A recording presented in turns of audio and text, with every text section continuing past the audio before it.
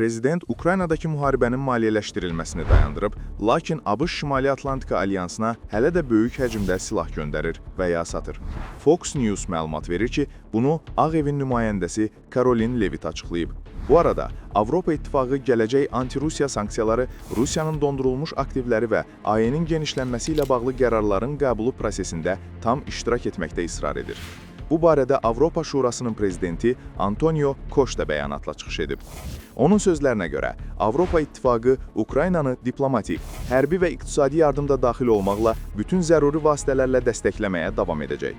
Xüsusilə söhbət hələ oktyabr ayında Ukraynaya vəd edilmiş maliyyə dəstəyindən gedir və həmin yardımın dekabr ayında keçiriləcək Avropa Şurasında təsdiqlənəcəyi gözlənilir. Costa qeyd edib ki, Ukraynada sülhün təmin olunması ilə bağlı danışıqlar irəliləyir, baxmayaraq ki, bir sürə məsələlər hələ həllini tapmayıb. Avropa İttifaqı Ukrayna, ABŞ və NATO ilə sıx koordinasiya şəraitində işi davam etdirməyə hazırdır.